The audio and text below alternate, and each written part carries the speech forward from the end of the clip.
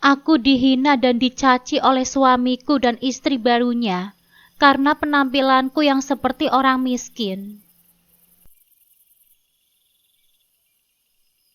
Assalamualaikum sahabat Bunda. Semoga Allah selalu memberikan kesehatan dan kebahagiaan untuk kita semua. Sebelumnya, jangan lupa absen dari daerah mana saja ya Bun, agar silaturahmi kita semakin erat. Loh, itu kan Yasmin, mantan istri kamu, Mas. Ngapain dia ada di sini? Jadi pembantu? Hahaha. Tawa Renata menusuk telingaku seperti pecahan kaca. Aku yang sedang menyapu halaman tertegun. Di sana, di depan gerbang terbuka, berdiri Mas Fahri dengan istri barunya. Senyum kecut terukir di bibirku. Lalu aku kembali menyapu, berusaha mengabaikan kehadiran mereka. Dari dulu penampilannya memang dekil ya, Mbak. Pantesan aja ditinggal laki-laki. Memangnya ada pria normal yang mau sama wanita seperti ini? Renata terus menyerang dengan kata-kata pedasnya. Mas Fahri, kamu ngapain di sini? Tanyaku, melangkah maju 2 kali. Pintu gerbang memang terbuka lebar. Dengan wajah yang penuh kemenangan, Renata si pelakor Mas Fahri maju selangkah. Ya mau pulang ke rumah kami lah. Ini kan rumah kita. Perempuan itu menunjuk rumah mewah 2 tingkat di depanku dengan tatapan merendahkan. Aku tersenyum sinis. Kenapa di kehidupan yang baru ini kami harus bertemu lagi setelah bertahun-tahun menjauh? Melihat Renata sama saja membuka kembali luka lama yang belum sembuh. Kamu apa kabar? Sejak kapan kamu kerja di rumah ini? Tanya Mas Fahri dengan nada mengejek. Kabarku baik, sangat baik. Aku baru saja pindah ke sini, Mas. Memangnya kenapa? Jawabku sambil tersenyum. Gak apa-apa sih, cuma kasihan saja lihat hidup kamu yang masih begini-begini saja.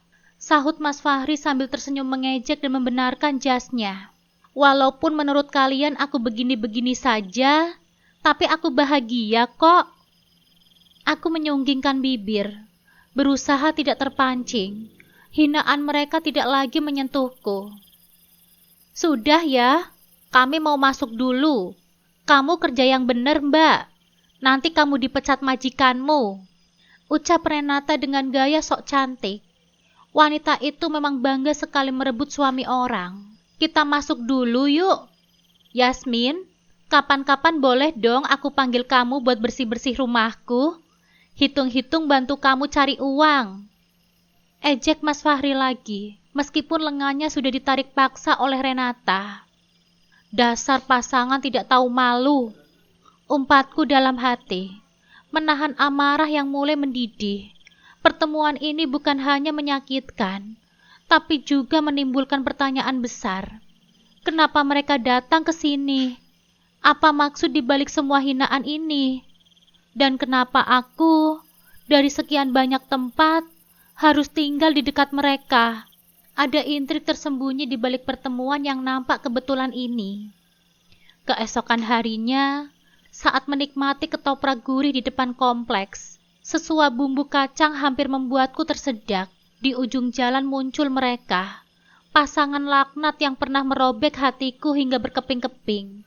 Kedatangan mereka selalu seperti badai yang siap menghancurkan ketenangan yang baru saja aku temukan.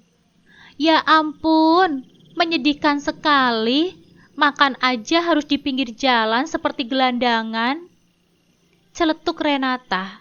Suaranya tinggi dan penuh ejekan memecahkan kehangatan pagi. Mas Fahri di sampingnya tersenyum sinis, seolah ucapan istrinya adalah sebuah pujian. Aku menengguk air teh hangat untuk meredakan keterkejutanku dan rasa pahit yang kembali menyeruak. Setelah menguasai diri, aku balas menatap mereka dengan tatapan yang tidak kalah tajam.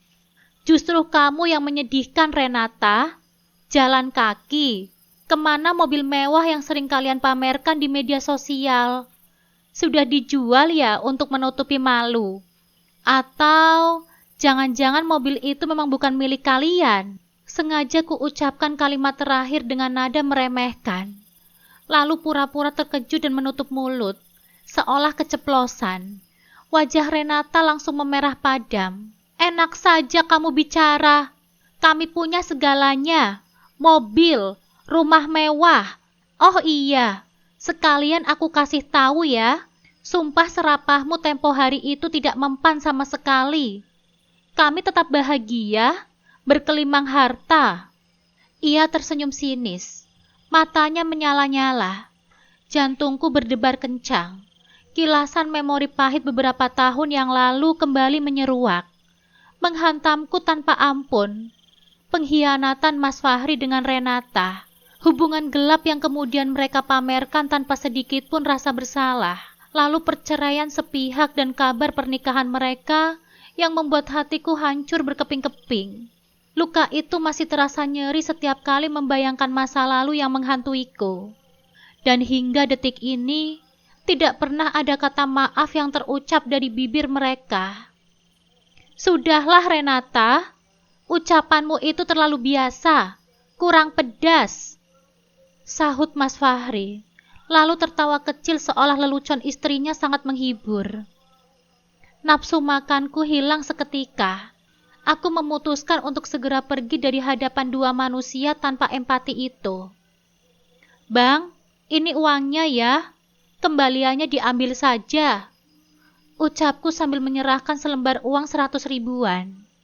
Sebelum berbalik, aku menatap mereka dengan tatapan dingin. Kalian dengar baik-baik ya. Jangan pernah bangga dengan kebahagiaan dan harta yang kalian miliki saat ini. Karena setiap perbuatan akan ada balasannya. Entah cepat atau lambat, bisa saja kalian sekarang tertawa di atas penderitaan orang lain. Tapi siapa yang tahu bagaimana akhir dari hidup kalian nanti? Mungkin saja kemewahan ini akan sirna. Atau mungkin saja suami kesayanganmu itu akan direbut oleh wanita lain. Aku menyeringai sinis. Lalu dengan sengaja menginjak kaki Renata cukup keras sebelum melangkah pergi. Au! Jerit Renata kesakitan. Terima kasih ya Mbak Yasmin. Semoga rezekinya semakin lancar. Seru tukang ketoprak dengan nada riang. Namun aku harus melangkah. Tidak ingin lagi berurusan dengan mereka. Rasa puas melihat wajah merah padam Renata sedikit mengobati luka di hatiku. Namun firasat buruk menyelimuti benakku. Benar saja, belum sampai aku membuka pintu rumah, Renata dan Mas Fahri sudah menyusulku dengan langkah marah. Hai, dasar babu sialan! Renata mencengkram bahuku dengan kasar. Tepat saat aku hendak masuk ke dalam rumah. Wanita ini benar-benar tidak tahu sopan santun. Berani-beraninya dia masuk ke pekarangan rumah orang tanpa permisi dan langsung menyerang. Jangan pernah menyentuhku dengan tangan kotormu itu, Renata, ucapku dingin sambil menepis tangannya. Kamu sudah cari gara-gara denganku. Sekarang aku mau membuat perhitungan denganmu. Biar kamu dipecat dan tidak punya pekerjaan lagi. Tegasnya dengan mata yang berkilat penuh amarah. Permisi, maaf, permisi. Renata berteriak-teriak tidak jelas. Entah apa yang ingin dia lakukan.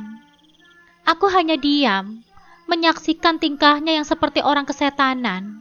Sudahlah Renata, ayo kita pulang saja. Kita ini orang baru di sini. Malu kalau membuat keributan. Mas Reza menarik-narik lengan istrinya, berusaha meredam amarahnya. Diam kamu, Mas. Aku mau memberi pelajaran kepada perempuan kurang ajar ini. Dengan kasar, Renata menepis tangan suaminya. Permisi, permisi. Ia berteriak lagi, memanggil pemilik rumah. Padahal jelas-jelas akulah pemilik rumah ini. Dasar Renata sinting. Tidak lama kemudian, seorang laki-laki tinggi dan gagah keluar dari rumah. Mas Rizwan, suamiku. Ada apa ini? Kenapa berteriak-teriak? Tanya Mas Rizwan dengan nada tenang namun penuh wibawa. Apakah Anda pemilik rumah ini? Renata balik bertanya dengan nada menantang. Suamiku mengangguk. Betul? Memangnya ada apa ya? Renata menyeringai licik. Kebetulan sekali, saya mau melaporkan pembantu Anda ini. Dia sudah sangat kurang ajar kepada saya. Lihat, sandal mahal saya ini sampai kotor karena sengaja diinjak olehnya. Renata menunjuk-nunjuk wajahku dengan jari telunjuknya. Aku yang hanya bisa menganga, berpura-pura terkejut dengan kebohongan yang dilontarkannya. Lalu Anda ini siapa? Tanya suamiku, menatap Renata dengan tatapan menyelidik. Saya adalah pemilik rumah itu. Renata menunjuk rumah mewah di seberang jalan, alias tetangga Anda. Sudahlah, pecat saja pembantu kurang ajar ini. Aku yakin kerjaannya juga tidak becus. Sahut Renata dengan nada berapi-api. Tuh lihat, sepatu bekas menyapu halaman saja dibiarkan berserakan di sana. Dan lantai rumah juga masih kotor. Padahal tadi dia enak-enakan makan ketoprak di sana. Renata menunjuk ke arah yang tidak jelas, berusaha mencari-cari kesalahan. Suamiku nampak sedikit emosi. Lalu ia maju selangkah, lalu merangkulku dengan mesra, menarikku mendekat. Dengar baik-baik ya, ucap Mas Rizwan dengan nada tegas, menatap tajam ke Renata dan Mas Fahri bergantian. Dia ini bukan pembantu saya. Dia ini istri saya, nyonya di rumah ini. Jangan sekali-kali kalian berani menghinanya lagi. Dan kamu? Mas Rizwan menunjuk Mas Fahri. Didik istrimu ini agar punya sopan santun. Renata dan Mas Fahri sama-sama ternganga.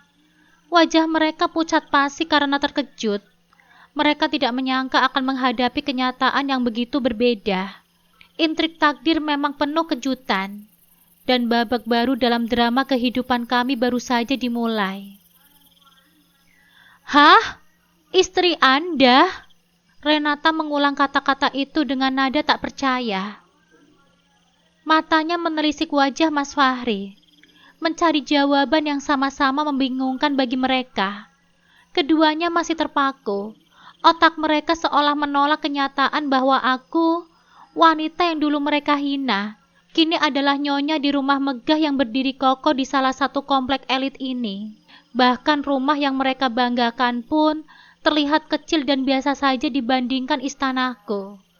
Mas, Anda jangan bercanda deh. Mana mungkin seorang nyonya rumah menyapu halaman. Penampilannya juga kucel begitu. Sela Mas Fahri, nada suaranya meremehkan. Mulutnya memang penuh bisa. Tidak menyadari bahwa di hadapan suamiku, aku bisa menjelma menjadi wanita yang jauh lebih cantik dan mempesona daripada istri barunya. Bukankah kecantikan itu relatif dan bisa dipoles? Di luar rumah, aku memang lebih nyaman dengan pakaian sederhana dan tertutup. Namun di dalam kamar, penampilanku bisa membuat bintang film Hollywood pun merasa minder. Saya tidak bercanda. Ini adalah istri saya. Apa perlu saya perlihatkan buku nikah kami? Jawab Mas Rizwan dengan tegas, sambil mengeratkan rangkulannya di bahuku. Kami bertukar senyum. Sebuah senyum kemenangan yang menyimpan kebahagiaan dan keadilan yang akhirnya berpihak kepadaku. Mas Fahri masih menggeleng-gelengkan kepalanya. Raut wajahnya menunjukkan ketidakpercayaan yang mendalam. Tangannya nampak sadar meremas dagunya yang licin. Lalu kenapa tadi dia menyapu di halaman depan? Anda pasti sedang berbohong kan? Atau sebenarnya dia ini memang pembantu sekaligus wanita simpanan Anda? Mas Fahri menyeringai sinis, mencoba mencari celah dalam kebahagiaanku. Aku dan Mas Rizwan bertukar pandang. Di mata suamiku, aku bisa melihat kemarahan yang mulai membara. Karena pembantu di rumah ini sedang sakit, makanya istri saya turun tangan. Istriku ini orangnya tidak gengsian, Bung. Camkan itu. Tegas Mas Rizwan dengan nada meninggi, menunjukkan ketidaksukaannya atas tuduhan Mas Fahri. Renata dan Mas Fahri saling bertatapan dengan ekspresi bingung. Apakah penjelasan kami masih kurang jelas hingga tidak mampu menebus otak mereka yang penuh prasangka? Mana pembantu kalian? Aku tidak percaya, tantang Renata. Nada suaranya meninggi. Wanita ini benar-benar keterlaluan. Tidak ada nona yang cantik. Pembantu kami pulang pergi setiap hari, tidak menginap di sini. Jawabku dengan nada geram yang berusaha kutahan. Alah, alasan saja, sergahnya sambil mencibikkan bibirnya. Ekspresi yang sangat menjijikkan. Dengar ya, dia ini istriku, bukan pembantu di rumah ini. Mas Rizwan kembali menegaskan dengan suara yang lebih keras. Lalu kenapa penampilannya kucel begitu? Tanya Renata sambil membusungkan dada, seolah penampilannya adalah standar kebenaran. Karena blus yang dikenakannya memiliki belahan dada rendah, Mas Rizwan sampai memalingkan mukanya, mungkin merasa risih melihatnya. Dengar baik-baik ya, ucap Mas Rizwan dengan nada dingin. Istriku ini bukan wanita murahan yang menjajakan tubuhnya kepada setiap mata pria. Di luar rumah, dia memang nyaman dengan daster longgar dan kerudung besar. Tapi di dalam kamar, ceritanya lain lagi. Devina Karamoy pun kalah seksi darinya. Camkan itu. Pasangan laknat itu kembali bertukar pandang. Kali ini dengan ekspresi yang lebih terkejut dan sedikit malu. Anda menyindir saya ya karena saya berpakaian seperti ini? Tanya Renata dengan nada naik pitam. Merasa tersindir oleh ucapan Mas Rizwan. Saya tidak menyindir Anda. Anda saja yang merasa tersindir. Tapi baguslah kalau Anda tersindir. Siapa tahu Anda jadi tergerak untuk bertaubat dan menutup aurat Anda. Balas Mas Rizwan dengan senyum sinis. Heh Bung, didik istrimu ini supaya punya sopan santun. Dan peringatkan dia untuk menutup auratnya.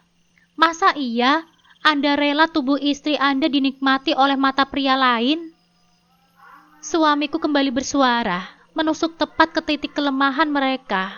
Pasangan tidak tahu malu itu terlihat menciut, seperti kerupuk yang tersiram air. Wajah mereka mendadak pucat, dan saat itulah aku menggandeng lengan Mas Rizwan dan kami masuk ke dalam rumah. Namun belum sempat kami menikmati ketenangan di dalam rumah, sebuah mobil Pajero Sport berwarna hitam mulus memasuki pekarangan kami. Rupanya Hafiza, adik iparku yang selalu tampil memukau. Dia telah tiba. Pintu mobil terbuka, dan Hafiza keluar dengan anggunnya. Gaun mewahnya yang senada dengan sepatu hak tingginya, dipadu dengan tas branded yang berkilau dan riasan wajah yang sempurna, membuat siapapun yang melihatnya akan terpesona. Ia berjalan cepat menghampiri kami. Langkahnya mantap dan penuh percaya diri. Kulihat Renata dan Mas Fahri masih belum beranjak dari tempat mereka berdiri. Mereka malah berbisik-bisik dengan penuh semangat. Entah apa yang mereka bicarakan. Mungkin kedatangan Hafiza menjadi topik baru untuk bahan gunjingan mereka. Dengan wajah tanpa dosa dan penuh keyakinan, Renata melangkah mendekati Hafiza.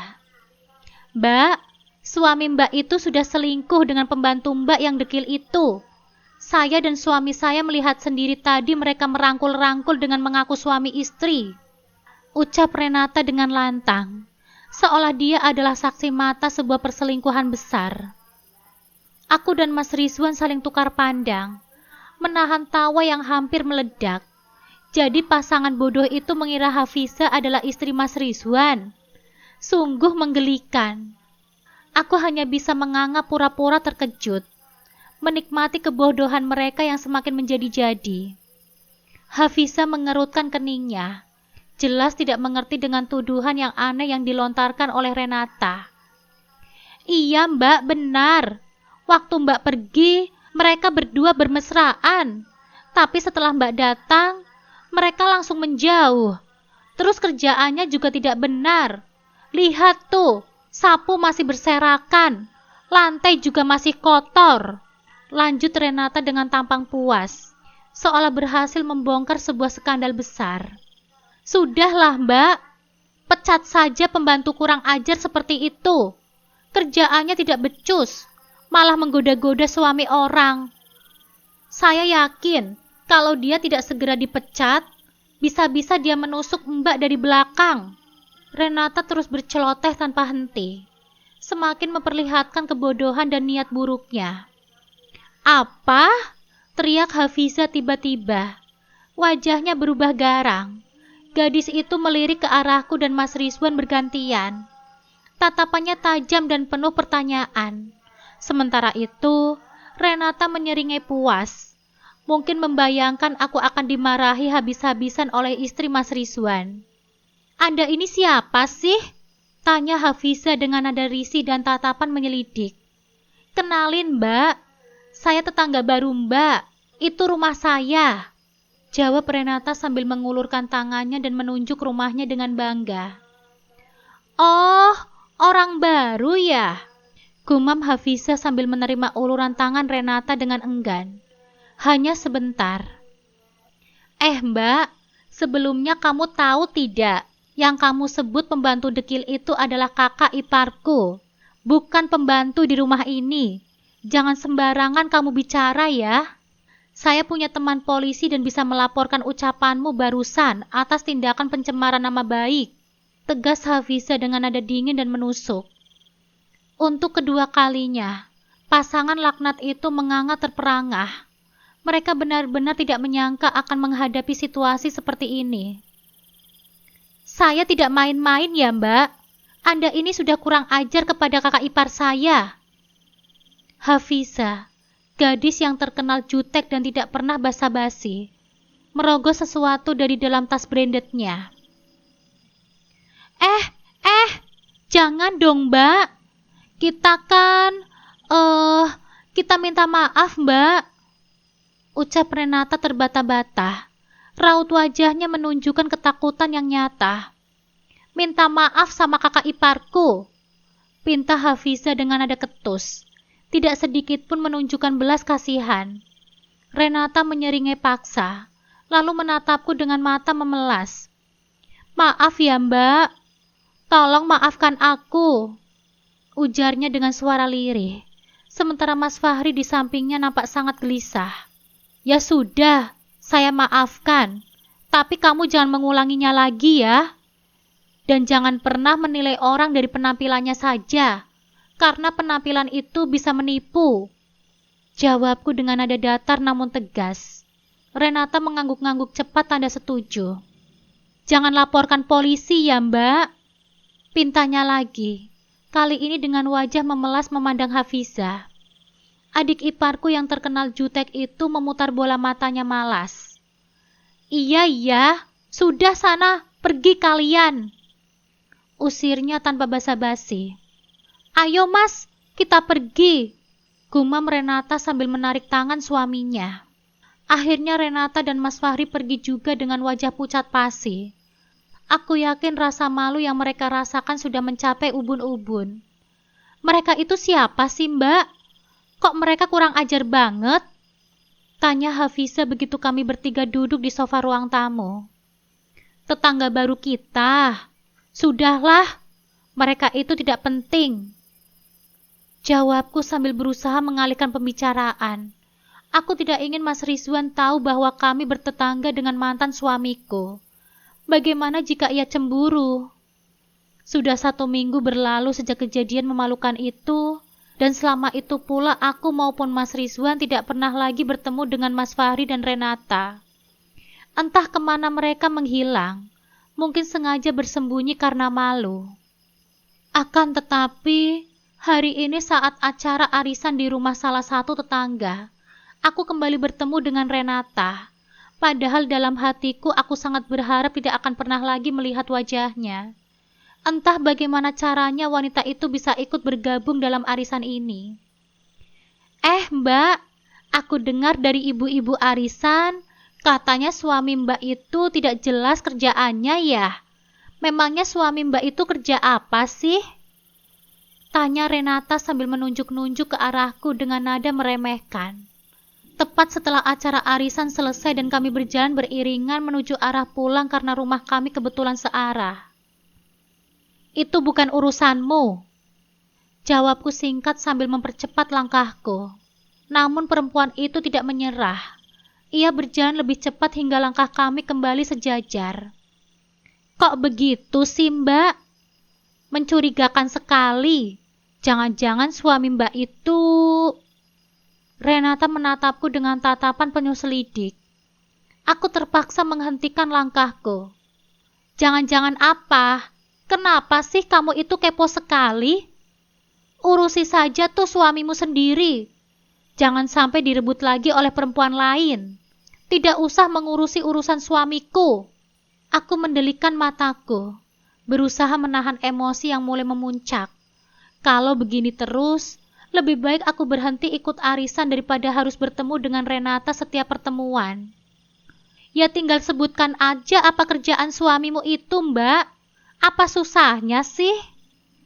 Renata malah marah-marah, tidak terima dengan jawabanku. Tidak kuhiraukan kemarahannya. Aku bergegas mempercepat langkahku dan segera masuk ke dalam rumah, lalu mengunci rapat-rapat pintu gerbang. Keesokan harinya, aku menerima pesan WhatsApp dari beberapa tetangga yang mempertanyakan pekerjaan suamiku. Padahal selama ini aku sudah sering mengatakan bahwa Mas Rizwan memiliki bisnis peternakan di kampung halamannya. Lalu jemariku bergerak ke kanan, melihat status teman-teman di WhatsApp. Mataku membulat saat melihat status Bu Susi. Benar-benar tidak masuk akal. Tinggal di rumah mewah, tapi setiap hari duduk manis di rumah. Pelihara tuyul kali ya?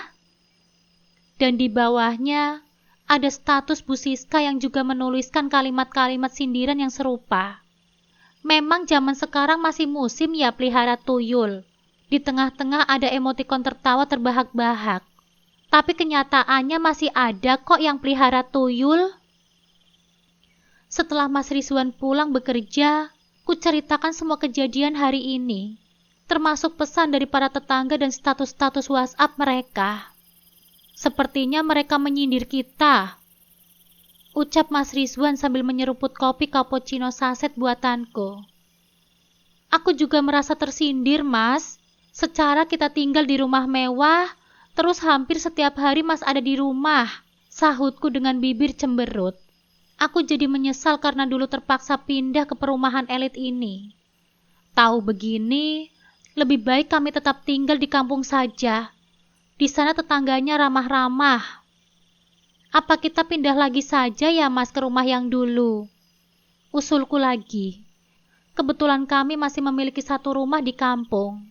Meskipun jaraknya sangat jauh dan terletak di sebuah desa terpencil. Mas Rizwan tersenyum lembut lalu mengelus pipiku. Kita itu baru sebulan tinggal di sini. Masa iya kita harus pindah lagi? Sudahlah, jangan dengarkan kata-kata orang.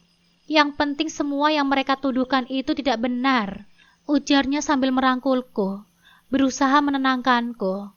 Tapi tetap saja dadaku terasa panas dituduh macam-macam. Aku yakin sekali, Mas. Selentingan ini pasti ada hubungannya dengan Renata. Soalnya sebelum ada dia, ibu-ibu itu tidak ada yang berprasangka buruk kepada kita. Sahutku sambil menatap wajah lelah suamiku. Suamiku yang berwajah oval itu terdiam. Dia memang orang yang penyabar, tapi sekalinya marah, seisi rumah bisa dibuatnya berantakan. Secara sekarang Renata sudah ikut arisan dengan kita, Mas. Dan tadi di jalan dia memaksa sekali menanyakan pekerjaanmu apa. Lanjutku karena Mas Rizwan hanya diam saja. Kamu tenang saja, Yasmin.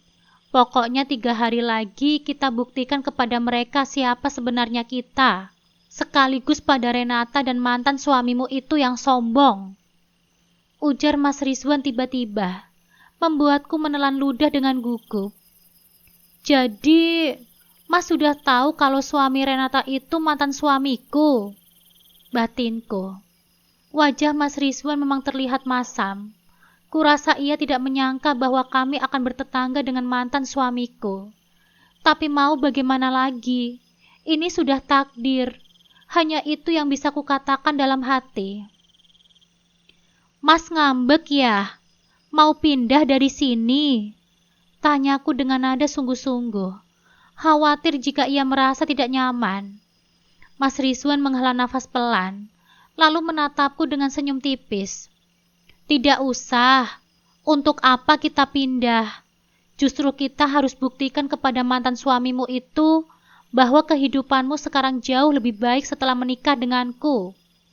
Jawabnya sambil tersenyum penuh keyakinan. Aku mengangguk setuju. Itu ide yang bagus. Untuk apa menghindar? Apalagi saat ini fitnah sudah menyebar luas. Jika kami menghindar, bisa-bisa semua orang menyangka bahwa tuduhan-tuduhan itu benar adanya. Padahal kami sama sekali tidak memelihara tuyul seperti yang mereka gosipkan. Mas Rizwan memang sering berada di rumah karena ia telah menyerahkan pengelolaan bisnis peternakannya kepada orang kepercayaannya. Ia hanya perlu memantau dari jauh, memastikan semuanya berjalan lancar.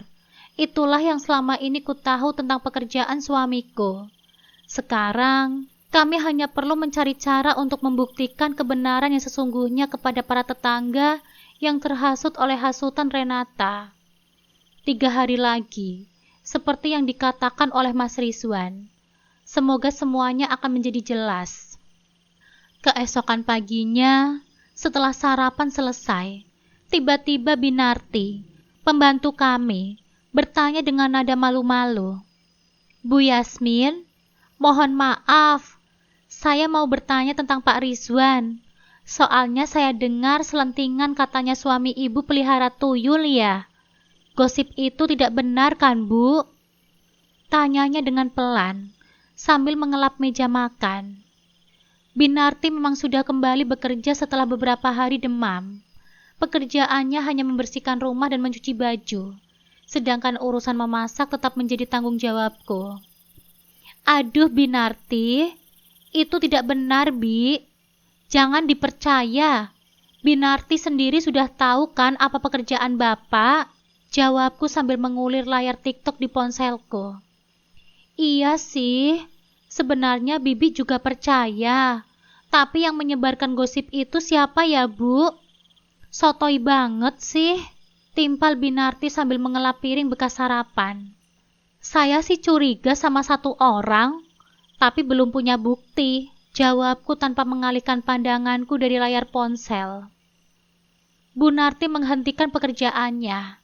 Dari sudut matanya, kulihat ia menatapku dengan rasa ingin tahu. Siapa Bu orangnya? Saya tidak pernah loh menyebarkan gosip itu. Ujarnya penasaran, sekaligus sedikit takut dituduh sebagai tukang fitnah. Aku meletakkan ponselku dan menatapnya. Bukan Bibi, tapi salah satu tetangga kita. Sudah ya, aku mau belanja, dan Bibi lanjutkan pekerjaannya. Ucapku sambil berdiri dan beranjak pergi. Sebenarnya aku malas keluar rumah sebelum Mas Rizwan berhasil membuktikan kepada semua orang bahwa kami tidak memelihara tuyul. Tapi bagaimana lagi? Semua kebutuhan dapur sudah habis. Aku menstarter motor, berniat pergi ke minimarket terdekat. Untuk urusan bepergian jarak dekat, aku memang lebih suka menggunakan motor karena lebih lincah dan mudah menyalip saat terjebak kemacetan. Setelah sampai di minimarket dan baru sebentar mengambil beberapa barang yang aku butuhkan, tiba-tiba suara wanita yang sangat aku kenal terdengar dari arah belakang. Bagaimana rasanya menyusui tuyul setiap malam? Saat aku berbalik badan, ternyata dia adalah Renata. Entah kenapa kami bisa berpapasan di tempat ini. Perempuan ini benar-benar sangat menyebalkan. Bagaimana rasanya hidup dengan suami hasil merebut dari perempuan lain? Balasku dengan suara sedikit lebih keras. Pegawai minimarket yang sedang menata barang sampai melirik ke arah kami. Wajah Renata tiba-tiba memerah. Entah karena malu atau marah. Kamu bahagia? Atau selalu ketakutan punya suami mata keranjang? Tidak menutup kemungkinan dia akan mencari wanita yang baru. Tidak menutup kemungkinan dia akan mencari yang baru lagi kalau sudah bosan denganmu. Aku menyeringai tepat di hadapan wajahnya, berusaha membuatnya merasa tidak nyaman. Dasar pelihara tuyul! Aku yakin sebentar lagi kekayaanmu akan punah karena didapat dengan cara yang haram. Renata menyumpahiku dengan suara lantang, menarik perhatian beberapa pengunjung lain. Aku mulai naik pitam. Sudah jelas bagiku bahwa dalang penyebar fitnah murahan ini adalah Renata. Terlihat jelas dari gelagatnya yang penuh kebencian. Dasar wanita perebut suami orang. Hati-hati kamu ya. Suamimu direbut lagi oleh perempuan lain. Dia itu kan mata keranjang. Hahaha. Aku tertawa sinis lalu masuk ke dalam minimarket dan mulai mengambil barang-barang yang aku butuhkan. Di luar dugaanku, wanita itu menyusulku masuk dan dengan kasar menjambak jilbabku dari belakang. Dasar wanita kampungan, pengennya kaya tapi tidak mau usaha. Kalau bicara jangan sembarangan ya. Suamiku itu setia, hanya aku yang akan menjadi istrinya. Tegas Renata dengan mata melotot. Jilbabku hampir robek karena ulahnya. Beruntung salah seorang karyawan minimarket segera melerai kami. Sudah mbak, sudah. Jangan membuat keributan di sini. Tegur karyawan itu pada Renata. Kalian itu lebih baik usir perempuan itu dari sini. Dia itu belanja pakai uang haram. Suaminya pelihara tuyul. Renata berteriak sambil menunjuk-nunjuk ke wajahku dengan jari telunjuknya. Rasanya geram bercampur marah. Jika ini bukan tempat umum, sudah aku tonjok mulut pedasnya itu hingga berdarah-darah. Bu, silahkan pergi dari sini. Karyawan minimarket itu bersuara lagi. Perkelahian singkat kami sukses mengalihkan perhatian semua orang yang sedang berbelanja. Awas kamu ya, aku akan mencari bukti kalau suamimu itu pelihara tuyul.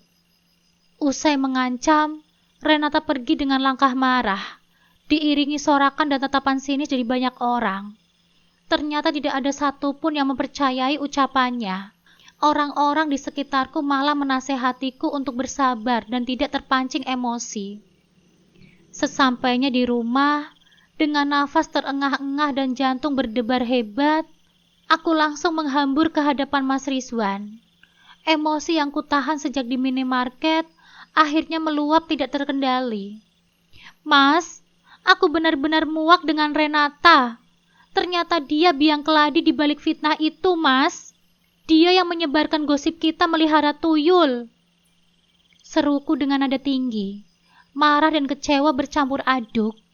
Belanjaan yang aku bawa bahkan tergeletak begitu saja di dekat pintu. Tidak lagi aku pedulikan.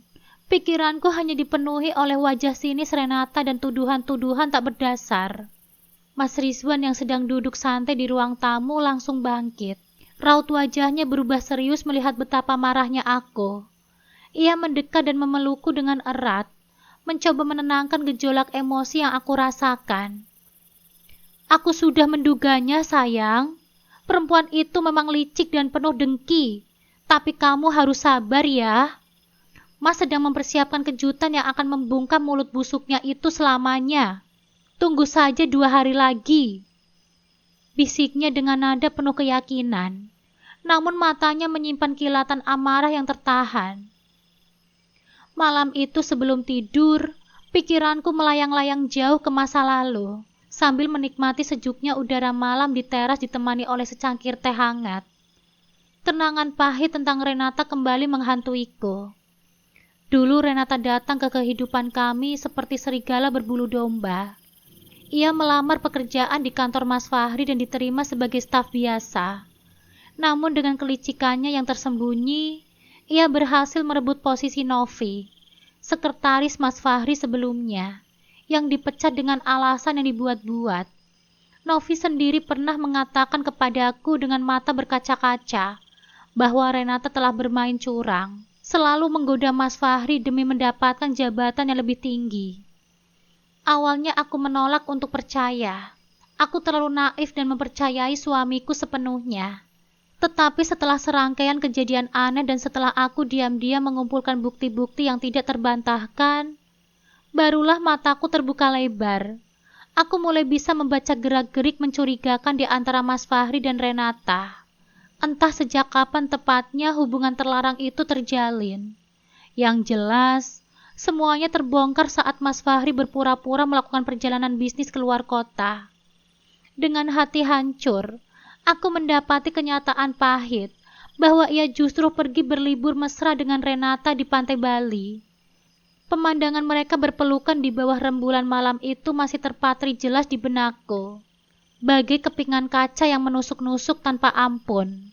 Kamu tega, Mas, dan kamu juga, Renata. Di mana hatimu? Sudah tahu dia punya istri, kenapa malah kamu pacari? Air mataku tumpah ruah saat itu. Amarah dan pengkhianatan bercampur menjadi lautan kepedihan yang tidak tertahankan. Aku mengamuk di hadapan mereka, berharap ada penyesalan atau permintaan maaf yang tulus. Namun alih-alih menyesal, Renata justru menatapku dengan tatapan dingin dan berkata dengan enteng, "Sorry ya Mbak, tapi kami saling mencintai. Bagaimana dong?" Dan yang lebih menyayat hatiku, Mas Fahri dengan dingin merangkul Renata dan memberikan ultimatum yang menghancurkan duniaku. "Gini saja Yasmin, terima dia menjadi yang kedua, atau kamu akan aku ceraikan. Pilih saja salah satu." Sejak saat itu, aku memutuskan untuk mengakhiri segalanya. Harga diriku sebagai seorang wanita telah diinjak-injak. Terlebih saat Mas Fahri dengan kejam mengusirku dari rumah yang dulu kami bangun bersama. Aku memilih untuk pergi menjauh, mencari kedamaian di tempat lain, berharap luka itu akan sembuh seiring berjalannya waktu. Dan kini, takdir mempertemukanku kembali dengan mereka, membawa serta luka lama yang kembali menganga dan dendam yang mulai membara. Keesokan harinya, mentari pagi menyentuh lembut wajahku saat Mas Rizwan tiba-tiba memelukku dari belakang. Bisikannya yang pelan namun penuh kehangatan menyapa telingaku. "Sayang, kita beli gaun yang cocok untuk acara besok yuk. Istriku ini harus tampil paling cantik dan elegan di sana." Ucapnya dengan suara lembut yang selalu berhasil menenangkan hatiku. Sejak kami menikah, Mas Rizwan memang tidak pernah berhenti memanjakanku. Perhatian dan kasih sayangnya bagikan oase di tengah gurun pasir. Sangat kontras dengan sikap acuh tak acuh Mas Fahri di masa lalu. Ayo Mas, tapi tunggu sebentar ya. Aku bersiap-siap dulu." Jawabku dengan senyum merekah. Dengan sabar dan penuh cinta, suamiku setia menungguku. Mas Rizwan bercerita bahwa ia akan mengadakan acara pembukaan pabrik cabang baru perusahaan di kota ini. Sebuah acara besar yang mengundang seluruh tetangga kompleks, termasuk Renata dan Mas Fahri. Namun di balik undangan mewah itu, tersimpan sebuah kejutan besar. Tak seorang pun tahu bahwa Mas Rizwan adalah pemilik dari PT Multi Alam, perusahaan raksasa yang akan segera membuka cabang keduanya di kota ini. Suamiku memang sosok yang rendah hati, lebih suka bekerja di balik layar, mengawasi semuanya dari kejauhan. "Kamu pilih gaun yang paling bagus ya sayang. Kamu pilih gaun yang paling bagus ya sayang. Ingat ya, harus menutup aurat dan warnanya jangan terlalu mencolok." Pesannya lembut saat kami tiba di butik eksklusif di pusat kota. "Baik Mas," jawabku singkat, mempercayai sepenuhnya seleranya. Mas Rizwan duduk dengan sabar di sofa ruang tunggu yang mewah. Sementara aku mulai menjelajahi deretan gaun-gaun indah yang menggantung di rak. Namun takdir seolah mempermainkan kami. Lagi-lagi, di tempat yang tidak terduga ini, aku harus berhadapan dengan Renata dan suaminya. "Ketemu lagi ya kita di sini. Seleramu itu lumayan juga ya Mbak," celetuk Renata dengan tatapan sinis yang meremehkan gaun-gaun pilihanku. Enggan meladeni provokasinya, aku memutuskan untuk segera menuju kasir sambil membawa beberapa gaun elegan yang aku pilih. Namun belum sempat langkahku menjauh, suara melengking Renata kembali mengusik ketenanganku. Mbak, hati-hati jalannya ya. Menggendong tuyul itu pasti berat kan?" Teriaknya lantang, sengaja mengundang perhatian pengunjung butik lainnya. Melihat istrinya dilecehkan di depan umum, Mas Rizwan yang tadinya duduk tenang, seketika berdiri dengan kedua tangan berkacak pinggang.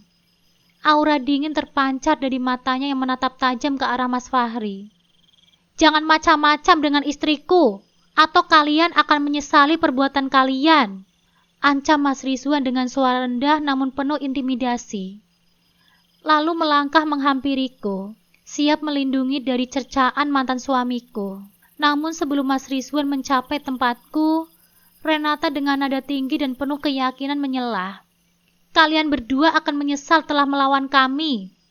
Apalagi suamiku sekarang ini menjabat sebagai manajer di PT Jaya Dwipa, perusahaan besar yang sebentar lagi akan bekerja sama dengan PT Multi Alam, milik perusahaan ternama yang akan membuka cabang kedua di kota ini." "Apa? PT Multi Alam itu kan?" Suaraku tercekat. Tangan Mas Rizwan tiba-tiba menggenggam tanganku dengan erat, seolah memberikan isyarat agar aku tidak melanjutkan perkataanku. Ada tatapan misterius di matanya, sebuah pertanda bahwa kejutan yang lebih besar sedang dipersiapkan. Itu apa?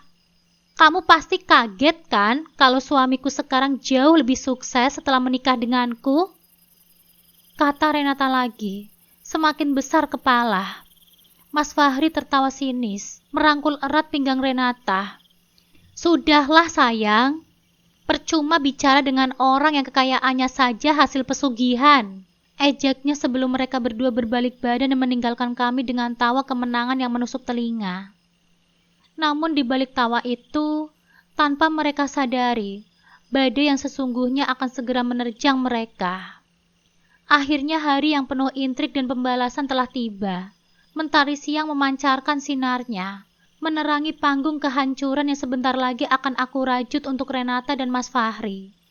Di balik senyum ramah yang aku pasang, tersimpan bara dendam yang siap membakar habis kesombongan mereka. Acara pembukaan pabrik cabang baru PT Multi Alam diadakan tepat saat jam makan siang, di sebuah lahan luas tepat di hadapan bangunan megah milik Mas Rizwan. Tempat itu telah disulap menjadi sebuah ruang perjamuan terbuka yang elegan, dihiasi dengan sentuhan modern namun tetap nyaman bagi para tamu yang hadir. Ratusan undangan telah tersebar, meliputi para karyawan baru yang antusias, rekan-rekan bisnis Mas Rizwan yang terhormat, dan tentu saja para tetangga kompleks yang selama ini termakan fitnah Renata. Saat ini, hanya segelintir orang terpilih yang mengetahui bahwa sosok di balik PT Multi Alam yang megah ini adalah Mas Rizwan. Sebuah kerahasiaan yang sengaja kami jaga untuk momen yang tepat ini. Dari kejauhan, mataku menangkap sosok Mas Fahri dan Renata yang duduk dengan angkuh di deretan bangku yang paling depan. Sebuah posisi strategis yang takdir berikan, agar mereka bisa menyaksikan dengan mata kepala mereka sendiri siapa sebenarnya kami. Sebelum sempat aku dan Mas Rizwan duduk, Mas Fahri dengan nada sinis menghampiri kami. "Hei kalian berdua, mau apa kalian di sini? Ini acara orang-orang penting, bukan tempat untuk orang-orang tidak jelas seperti kalian yang bisanya melakukan persugihan," cercanya dengan wajah meremehkan. Namun tanpa disadari oleh Mas Fahri, tepat di belakangnya berdiri sosok penting, Pak Hendrik, CEO perusahaan tempat Mas Fahri bekerja. Nampak pucat pasi melihat kelakuan karyawannya yang begitu kurang ajar. Ia jelas mengenali Mas Rizwan, bukan hanya sebagai rekan bisnis, melainkan sebagai pemilik PT Multi Alam yang sebentar lagi akan membuat mereka menelan ludah dan merengek meminta maaf atas kelancangan anak buahnya. Dengan lirikan mata yang penuh arti, Mas Rizwan memberikan kode halus kepada Pak Hendrik untuk membiarkan Mas Fahri terus melontarkan hinaannya. Biarkan ia semakin terperosok dalam jurang rasa malu. Namun rasa percaya diri Mas Fahri seketika runtuh bagi bangunan kartu saat suara lantang sang MC menggema di seluruh area. Sebuah nama yang tidak asing, nama yang selama ini sengaja kami sembunyikan. Baiklah, untuk membuka acara yang berbahagia ini, sekaligus meresmikan pembukaan cabang baru pabrik PT Multi Alam. Dengan hormat kami mempersilahkan kepada yang terhormat Bapak Rizwan Alamsyah Putra, beserta istri tercintanya untuk maju ke depan. Riuh tepuk tangan membahana dari para tamu yang hadir. Aku dan Mas Rizwan saling bertukar senyum penuh kemenangan, lalu bergandengan tangan dengan anggun melangkah menuju panggung kehormatan. Mataku menyapu kerumunan, mencari wajah-wajah terkejut yang sengaja kami undang tanpa memberitahu identitas kami yang sebenarnya. Mas Fahri dan Renata, serta beberapa tetangga yang selama ini termakan fitnah, nampak membeku di tempat duduk mereka masing-masing. Mulut mereka menganga lebar, tidak percaya dengan pemandangan yang tersaji di hadapan mereka. Tangan-tangan yang semula bertepuk riang kini seolah kaku, sulit digerakkan oleh keterkejutan yang mendalam. Inilah saatnya, tirai kebohongan akan segera tersingkap, dan kebenaran akan bersinar terang, membutakan mata mereka yang selama ini penuh prasangka. Assalamualaikum. Selamat siang semuanya. Mas Rizwan memulai pidatonya dengan suara tenang namun wibawa. Menggema di tengah area pabrik yang kini dipenuhi harapan. Aku berdiri dengan anggun di sampingnya. Senyum bahagiaku terpancar jelas. Sebuah kontras mencolok dengan kegelisahan yang aku rasakan beberapa hari terakhir. Waalaikumsalam. Jawab serentak ratusan tamu undangan, menciptakan gelombang suara yang memenuhi udara. Jujur saja, jantungku berdebar kencang menjadi pusat perhatian begitu banyak pasang mata. Namun genggaman erat tangan Mas Rizwan terasa seperti aliran listrik yang mengalirkan kekuatan, menepis segala keraguan dan tidak nyamanan. Saya Rizwan Alamsyah Putra, selaku pemilik PT Multi Alam ini, mengucapkan terima kasih yang sebesar-besarnya kepada seluruh karyawan dari berbagai divisi atas dedikasi dan kerja kerasnya.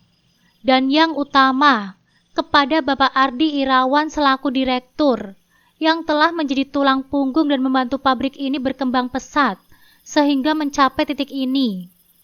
Lanjut Mas Rizwan dengan nada tulus. Sosok yang disebut suamiku tersenyum hangat dan menganggukkan kepalanya dengan rendah hati. Ya, Pak Ardi inilah tangan kanan Mas Rizwan selama ini. Kepercayaannya yang besar kepada Pak Ardilah yang membuat Mas Rizwan lebih sering berada di rumah, memantau bisnisnya dari kejauhan, dan hanya sesekali datang ke kantor untuk rapat bulanan atau urusan penting lainnya. Pabrik susu murni yang berdiri megah di hadapan kita ini merupakan cabang kedua dari PT Multi Alam. Alhamdulillah, pabrik utama kami yang berlokasi di Temanggung telah berkembang pesat dengan mengadopsi teknologi yang lebih canggih dan modern. Ujar Mas Rizwan, disambut tepuk tangan meriah dari para tamu. Selain pabrik pengelolaan susu, kami juga mengelola peternakan sapi perah yang cukup besar di desa. Puluhan ekor sapi, bahkan kini hampir mencapai ratusan ekor. Setiap harinya menghasilkan susu segar berkualitas tinggi untuk diolah di pabrik kita sendiri. Lanjutnya, kembali memicu gelombang tepuk tangan yang lebih antusias. Kedepannya kami juga berencana untuk membuka peluang kerjasama yang saling menguntungkan bagi para petani sapi perah di daerah sekitar. Kami akan membeli hasil perahan mereka dengan harga yang pantas, tentunya dengan standar dan prosedur yang ketat untuk menjamin kehigienisannya. Janji Mas Rizwan, sekali lagi memukau para hadirin. Namun nada bicaranya tiba-tiba berubah sedikit serius. Sejujurnya, saya bukanlah tipe orang yang gemar tampil di depan publik seperti ini. Namun belakangan ini beredar kabar tidak sedap yang mengatakan bahwa saya dan istri saya memelihara tuyul karena sering terlihat di rumah mewah kami. Seketika suasana menjadi tegang. Para tetangga terlihat saling melirik dengan wajah tak enak. Begitupun dengan Renata. Matanya mencuri pandang ke arah Mas Fahri dengan ekspresi pucat pasi. Kegaduhan kecil mulai terdengar di antara para tamu, terutama rekan-rekan bisnis Mas Rizwan dan para karyawan yang terkejut dan tidak percaya dengan tuduhan konyol tersebut. Saya tegaskan di sini, kabar itu adalah hoak, tidak benar sama sekali. Saya dan istri saya tidak memelihara tuyul, tapi kami memelihara sapi perah yang sehat dan produktif, yang menghasilkan susu segar dan tentu saja menghasilkan rezeki yang halal. ucap Mas Rizwan dengan nada tegas, menyiratkan kekecewaan namun tetap tenang. Suasana kembali riuh. Banyak di antara para tamu yang bertanya-tanya siapa dalang di balik penyebaran fitnah keji tersebut. Tiba-tiba, Mas Rizwan kembali mengambil alih perhatian. Dan kepada Bapak Hendrik Wijaya, saya mengucapkan terima kasih atas kesediaan beliau untuk bergabung dalam kemitraan dengan perusahaan kami. Namun ada sedikit catatan penting untuk Bapak. Mohon kiranya Bapak mengevaluasi kembali beberapa anak buah Bapak yang nampaknya kurang memiliki adab dan sopan santun, agar tidak menimbulkan citra buruk bagi kerjasama perusahaan kita di masa depan, kata Mas Rizwan dengan tatapan menusuk ke arah Mas Fahri, yang kini terlihat semakin gelisah. Pak Hendrik hanya bisa mengangguk kaku. Wajahnya dipenuhi rasa malu dan penyesalan. Di sisi lain, aku melihat Renata dan Mas Fahri semakin tidak nyaman. Mereka beberapa kali mengubah posisi duduknya, merasakan tatapan tajam dan bisikan-bisikan sinis daripada tetangga di belakang mereka. Aku tersenyum miring dalam hati. Habislah kamu, Renata. Setelah ini, mulut pedas para tetangga pasti akan mencabik-cabik reputasimu. Pak Rizwan, orang yang menyebarkan hoak Bapak punya pelihara tuyul itu laporkan saja ke polisi, seru seseorang dari arah belakang. Iya, betul. Laporkan saja pencemaran nama baik itu, timpal suara lain. Suasana semakin riuh. Mas Rizwan mengangkat tangannya, memberikan kode agar semua tamu kembali tenang dan menyimak ucapannya. Sebenarnya niat untuk melaporkan hal ini ke pihak berwajib sempat terlintas di benakku. Namun setelah saya pikirkan kembali, untuk apa saya repot-repot? Biarkan Allah Subhanahu wa Ta'ala sendiri yang membalas perbuatan mereka. Yang terpenting, nama baik kami telah bersih di hadapan Anda semua, ujar Mas Rizwan dengan nada bijaksana. Keheningan sesaat menyelimuti area pabrik, lalu pecah oleh pujian dan decakan kagum daripada tamu.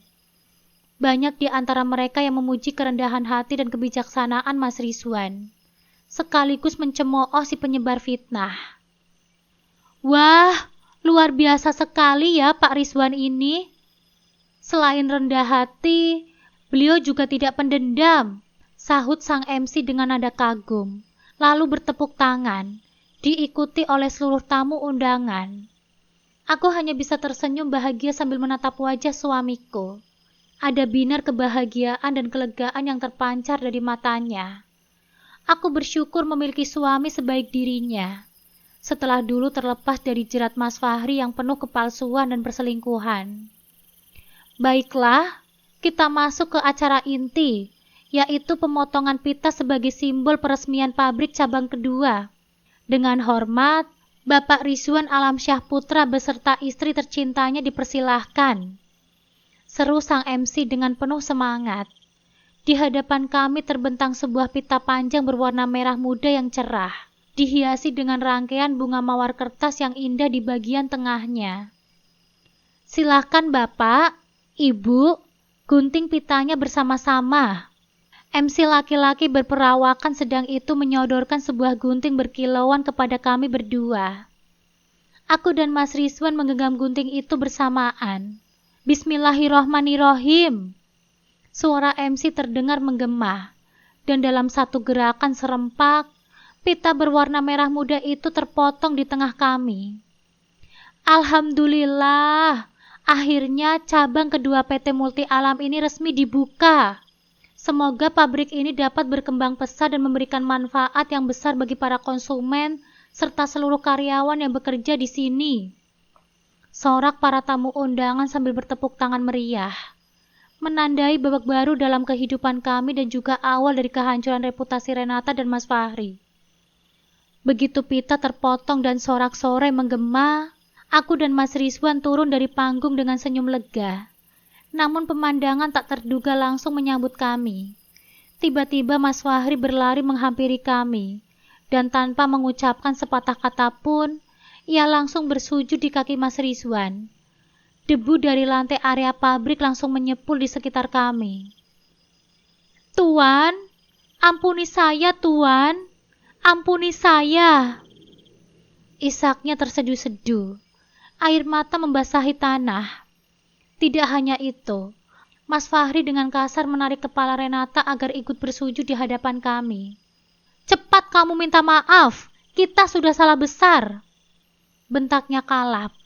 Aku dan Mas Rizwan terkejut dan refleks mundur beberapa langkah. Jangan lakukan ini, kami bukan siapa-siapa, hanya Allah yang berhak disembah. Seru Mas Rizwan tak nyaman dengan pemandangan di hadapan kami. Ini sudah di luar batas. Namun Mas Fahri dan Renata tidak menggubris perkataan Mas Rizwan. Mereka tetap saja bersujud, berusaha meraih dan menciumi kaki kami. Membuatku dan Mas Rizwan kembali risih dan tidak nyaman. Tolong jangan begini, pinta Mas Rizwan dengan nada tegas. Melihat situasi yang semakin tidak terkendali dan memalukan, Mas Rizwan memberikan isyarat kepada beberapa karyawannya yang sigap bertindak. Dengan sigap, beberapa karyawan menarik paksa Mas Fahri dan Renata untuk berdiri. Keduanya meronta-ronta dan terus menangis histeris, memohon ampunan yang tidak kami minta. Setelah Mas Fahri dan Renata berhasil dijauhkan, Mas Rizwan menatap mantan suamiku dengan wajah kecewa. Fahri, dengarkan aku baik-baik. Jangan pernah sekalipun merendahkan orang lain, apalagi hanya karena penampilan luarnya saja. Karena roda kehidupan itu berputar sangat cepat. Hari ini kamu di atas, besok bisa jadi kamu di bawah. Ingat itu. Ingatlah, karma itu nyata dan datangnya bisa sangat menyakitkan.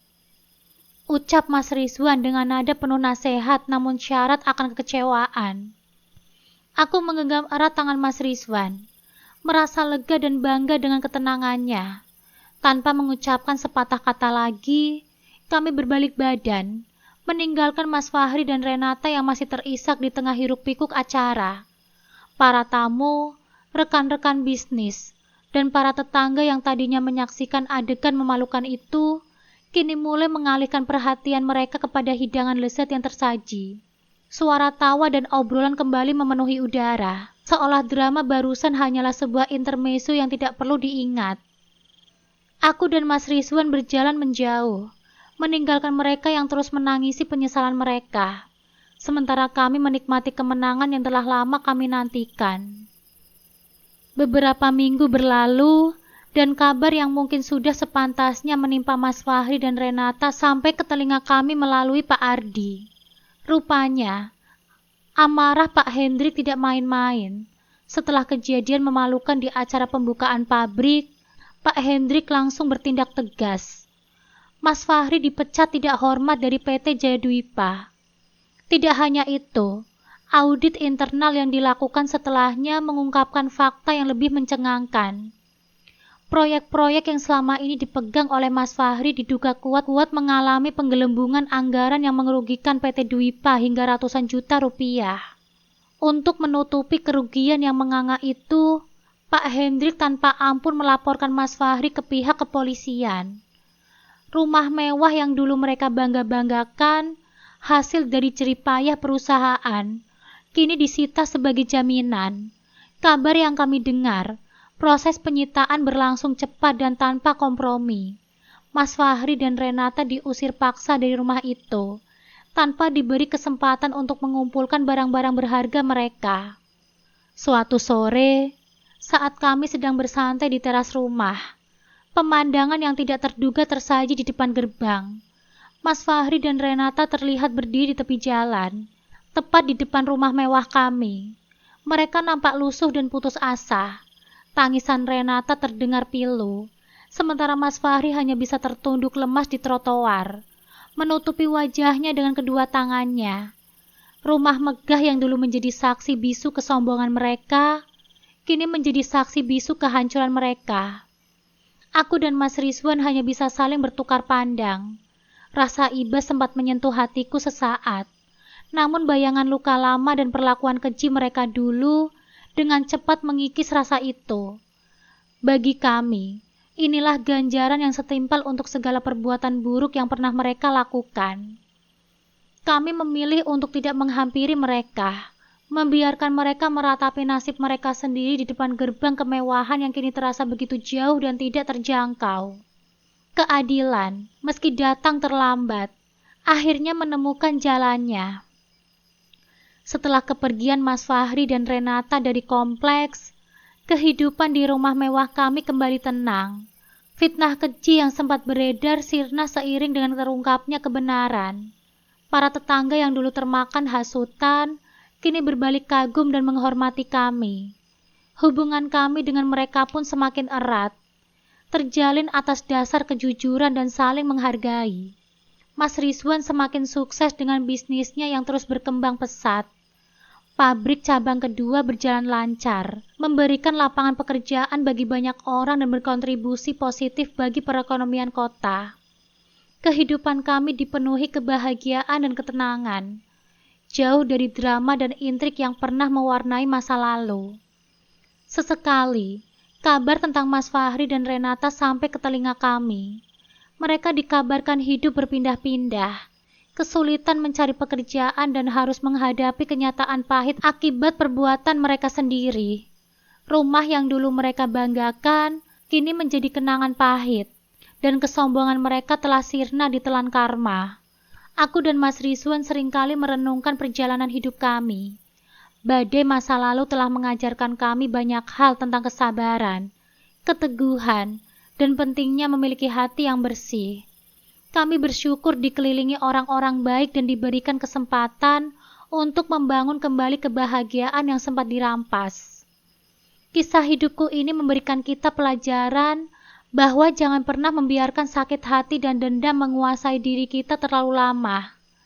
Meskipun perbuatan Mas Fahri dan Renata telah merobek-robek hatiku dan menghancurkan kehidupanku di masa lalu, membiarkan kebencian berakar hanya akan meracuni diriku sendiri. Aku belajar bahwa nilai seseorang tidak terletak pada harta atau penampilannya. Dulu aku diremehkan karena penampilanku yang sederhana. Namun kenyataannya, aku memiliki kekuatan dan harga diri yang jauh lebih berharga. Tuhan telah menunjukkan bahwa keadilan akan datang, meskipun mungkin tidak dalam waktu yang kita harapkan. Pengalaman ini juga mengajarkanku tentang kekuatan untuk memaafkan, bukan demi orang lain, tetapi demi kedamaian diriku sendiri. Meskipun aku tidak pernah mendengar kata maaf dari mereka, melihat karma berjalan dalam hidup mereka, memberikan pelajaran yang berharga. Aku memilih untuk fokus pada kebahagiaan yang kini kumiliki bersama Mas Rizwan, dan membiarkan masa lalu menjadi pelajaran yang menguatkan. Yang terpenting, aku menyadari bahwa kebahagiaan sejati dibangun di atas cinta, rasa hormat, dan ketulusan, bukan pada kekayaan atau kekuasaan. Mas Rizwan telah menunjukkan arti cinta dan penghargaan yang sesungguhnya. Dan bersamanya, aku menemukan kebahagiaan yang jauh lebih berharga dari apapun yang pernah aku bayangkan. Masa lalu adalah pelajaran, dan masa kini adalah anugerah yang harus aku jaga dengan hati-hati. Terima kasih Bunda telah mendengar cerita ini sampai habis. Ditunggu kisah selanjutnya ya Bunda.